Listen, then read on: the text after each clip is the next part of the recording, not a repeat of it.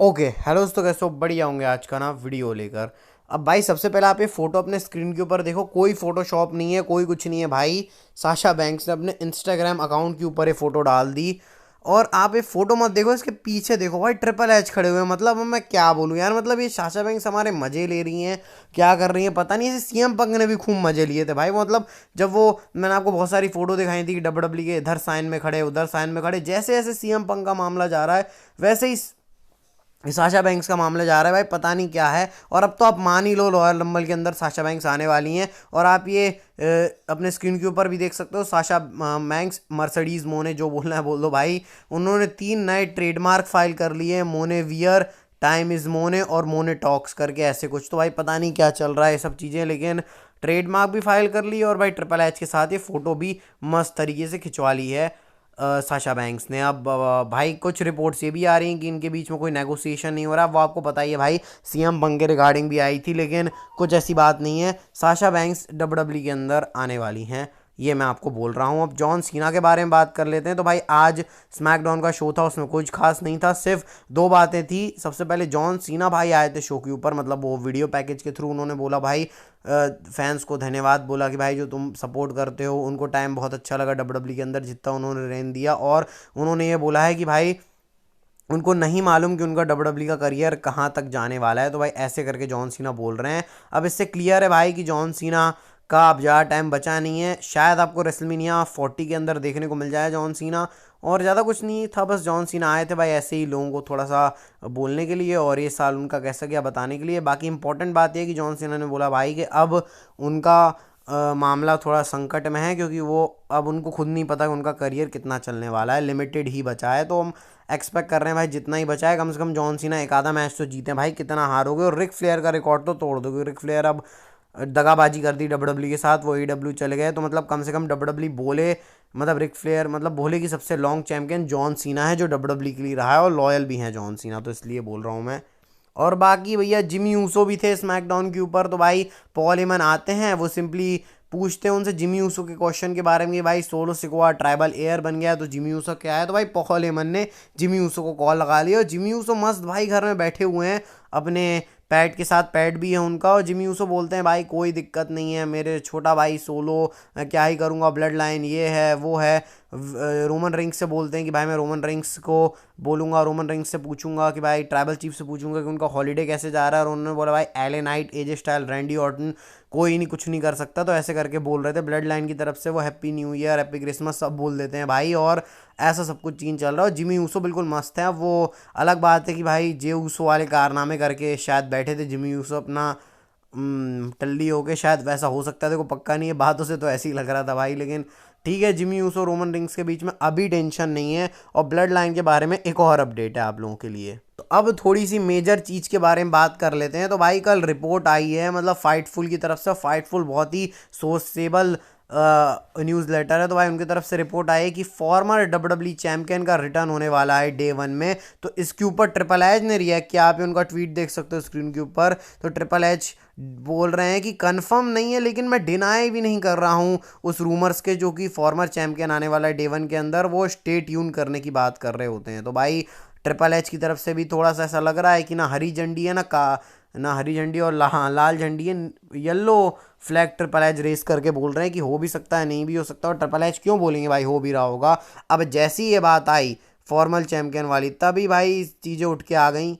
Batista का नाम आने लग गया कि भाई बटिस्टा हो सकते हैं, क्योंकि बटिस्टा के बारे में मैंने आपको बताया था। अगर आप लोग रोज हमारी वीडियो देख रहे हो कि भाई आपको पता ही होगा बटिस्टा के बारे में मैंने बोला था वो आ सकते हैं। बिगी के बारे में बात आ रही है, बिगी भी तो फॉर्मल चैंपियन है। और यही नहीं भाई, ब्रॉक रेजनर के बारे में बात आना शुरू हो गई है भाई। ब्रॉक रेजनर आ सकते हैं। तो अपने बिगी, बटिस्टा और ब्रॉक रेजनर के आने का सीन है डे 1 के अंदर। और भाई बहुत सारी बातें हो रही हैं, रिपोर्ट्स आ रही हैं। बटिस्टा पक्का नहीं है, हो भी सकते हैं नहीं भी हो सकते हैं भाई, कोच ऐसा पक्का नहीं है। बटिस्टा का तो नाम नहीं, हल्क हॉगन कई लोग बोल रहे हैं, या फिर आप कोई फ्यूचर हॉल ऑफ फेमर की बात कर सकते हो, stone cold Steve Austin, Sasha banks का नाम आ रहा है। क्योंकि देखो उन्होंने बोला फॉर्मर डब्ल्यू चैंपियन। अब देखो वे बात नहीं बोली मैंस विमेंस, तो एक फॉर्मर चैंपियन रह चुका है वो कभी। तो भाई कितने सारे चैंपियन रह चुके, स्टोन कोल्ड का नाम आ रहा है, बहुत सारे ऐसे नाम आ रहे हैं भाई एपैक्स का नाम आ गया, उसके बाद जितने नाम थे सब आ गए भाई। कर्ट एंगल का नाम आ रहा है कि वो आ सकते हैं, बुगी मैन का नाम आ रहा है, तो कोई भी एक फ्यूचर चैंपियन देखने को मिल सकता है।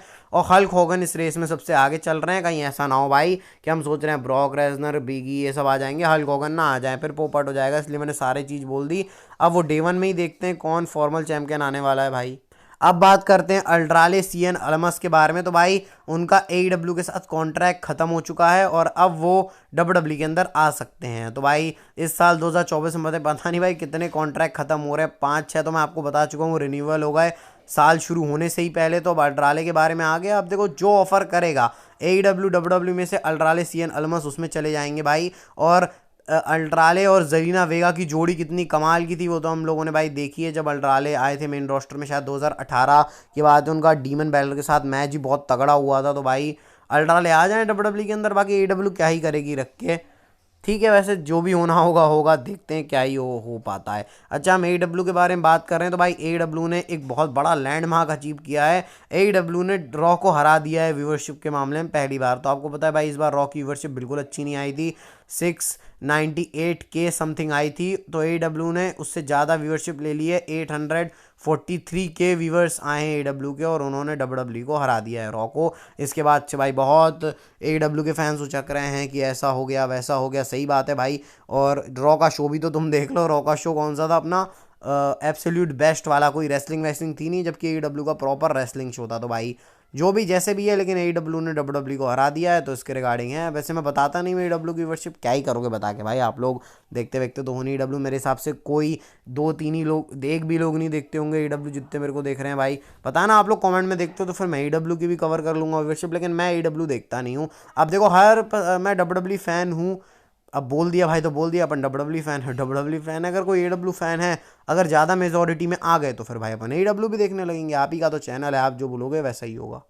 तो अब जरा बात कर लेते हैं डब्ल्यूडब्ल्यू की एक और जापान रेसलिंग प्रमोशन से कुछ डील के बारे में बात करने में। तो मैंने आपको बताया था कि डब्ल्यूडब्ल्यू और एजेपीडब्ल्यू ऑल जापान रेसलिंग प्रमोशन के साथ डब्ल्यूडब्ल्यू की कोई डील है। तो अब एक और रूमर्स आ रहे हैं जो कि ऑलमोस्ट कन्फर्म ही है, देखो ऑफिशियली नहीं है लेकिन हाँ सोर्स की तरफ से ऑलमोस्ट कन्फर्म ही बताए जा रहे हैं कि डब्ल्यूडब्ल्यू स्टारडम के साथ अपना कुछ डील वील कर रही है। अब स्टारडम मेरे को भी नहीं मालूम था भाई, वर्ल्ड वंडर रिंग स्टारडम करके है जापान के अंदर प्रमोशन, जो कि विमेंस रेसलिंग को सपोर्ट करता है। ये आप देख सकते हो, विमेंस रेसलिंग को प्रमोट करता है। इसमें से विमेंस रेसलिंग होती है, कोई मेंस रेसलिंग नहीं होती। तो डब्ल्यूडब्ल्यू इनके साथ कोई डील साइन करने वाली है और शायद फ्यूचर के विमेंस सुपरस्टार यहीं से उठाने वाली है डब्ल्यूडब्ल्यू। और भाई है सीन, मेरे को कुछ नहीं मालूम था इसके बारे में। मैंने जब कल ये रिपोर्ट पढ़ी तो मैंने सर्च किया भाई स्टारडम है क्या चीज़, तो पता चला कि विमेंस रेसलिंग प्रमोशन है। जैसे डब्ल्यूडब्ल्यू वैसे ही जैसे सब एनजेपीडब्ल्यू, एडब्ल्यू, टीएनवीएन यही सब है, बस इसमें विमेंस रेसलिंग करती है। तो भाई ये बहुत ही अच्छी चीज़ है कि कोई रेसलिंग प्रमोशन ऐसा भी है जो विमेंस को तवज्जो देता है। तो डब्ल्यूडब्ल्यू के साथ कुछ है,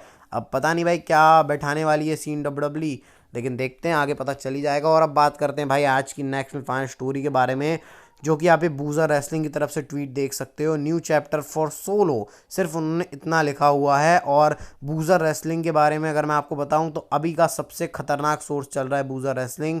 भाई पता नहीं इन लोग जो बोलते हैं वो हो जाता है। तो अब सोलो का नया प्रोजेक्ट यानी न्यू चैप्टर शुरू होने वाला है और अब फिर उठ गए हैं रूमर्स। आप रूमर्स कह लो, स्पेकुलेशन कह लो, जो कहना है कह लो, वो उड़ गए हैं भाई सोलो सिकोआ के बिट्रेयल की, कि वो रोमन रिंग्स को बिट्रेयल करने वाले हैं। हमने सबका बिट्रेयल देख लिया भाई, सैमी जेन ने रोमन रिंग्स को बिट्रेयल किया, Jimmy Uso, Jey Uso, solo Sikoa. आप सोलो सिकोआ बचे हैं भाई जो बिल्कुल लॉयल है उनके ट्राइबल चीफ के, वो ट्राइबल एयर भी बन चुके हैं। तो tribal air versus tribal chief क्या मैच होगा भाई, ये स्टेक बहुत हाई होंगी इस मैच के अंदर। और पॉल हेमन का भी रोल, उसका पॉल हेमन का क्या, वो तो रोमन रिंग्स के साथ ही रहेंगे, लेकिन डब्ल्यूडब्ल्यू इसको शुरू कर सकती है। अब नया चैप्टर बूजर रेसलिंग ने बोला है, तो रॉयल रंबल आ रहा है और पिछले साल रॉयल रंबल में हमको याद ही होगा कि क्या कांड हुआ था। सैमी जेन ने धोखा दे दिया था रोमन रेंज को, जो कि हम लोग एक्सपेक्ट भी कर रहे थे ऐसा हो सकता है, लेकिन जब वो हुआ बहुत ही कूल मोमेंट। तो क्या पता इस बार सोलो सिकोआ वो काम कर दे, रॉयल रंबल का main event Roman Reigns versus Randy Orton solo Sikoa करें। और फिर शायद जो रिपोर्ट्स आ रही हैं कि रोमन रेंज 2025 तक चैंपियन रहेंगे, वो ऐसे हो सकता है कि Roman Reigns versus solo Sikoa का रेसलमेनिया मैच हो जाए। इससे क्या होगा भाई, इससे सिंपली ये होगा कि रोमन रेंज को कोडी रोड्स का एक और मैच नहीं होगा, रोमन रेंज वर्सेस रॉक भी नहीं है, और सोलो सिकोआ रोमन रेंज एक ऐसा मैच है जिसके लिए सब इन्वेस्टेड भी रहेंगे। और ये मैच अगर रेसलमेनिया में होता है तो बहुत कुछ फेवर भी करेगा है सोलो सिकोआ करियर, क्योंकि भाई सोलो सिकोआ ट्राइबल एयर बन चुके हैं। मैंने आपको बताया था कि सोलो सिकोआ के लिए बहुत सारे प्लान कर रहे हैं। तो हम हर डॉट्स को अगर मिलाएं, अगर हम लोग हर डॉट्स को मिलाएं और हर डॉट्स के ऊपर जाएं, तो भाई बिल्कुल सोलो सिकोआ और रोमन रेंग्स का मैच 2024 में होता हुआ दिख रहा है। देखो कुछ ऐसा कंफर्म नहीं है, लेकिन बूजा रेसलिंग ने कुछ बोला है। न्यू चैप्टर से ये भी मतलब हो सकता है कि भाई नई स्टोर लाइन, बड़ी store line, Randy Orton versus solo Sikoa, जैसे मैं आपको बोल रहा था, वो भी हो सकता है। भाई देखो कुछ नहीं, लेकिन नया चैप्टर मतलब कुछ तो सोलो सिकोआ के साथ होने वाला है। हर एक चीज़ का सेंस होता है। मैंने आपको बताया था रोमन रेंग्स ने जब ट्राइबल एयर बोला था सोलो सिकोआ को, तो उससे हमको पता चल ही गया था कि अब कुछ प्लान होने वाला है सोलो सिकोआ के लिए। तो भाई अगर आपको ये वीडियो अच्छी लगी, इस वीडियो को लाइक चैनल सब्सक्राइब करके बेल नोटिफिकेशन बेल को दबा देना। भाई साल के पहले 260 सब्सक्राइबर कर दो, 257 हो गए हैं बस। आज 30 और 31 बची और कल वीडियो आने वाली है टॉप 10 मूवमेंट्स, तो उसके लिए भी स्टे ट्यून है ना। मिलते हैं आपको अगली वीडियो में, तब तक के लिए हेल्थ का ध्यान रखना, health is wealth. Bye bye, take care.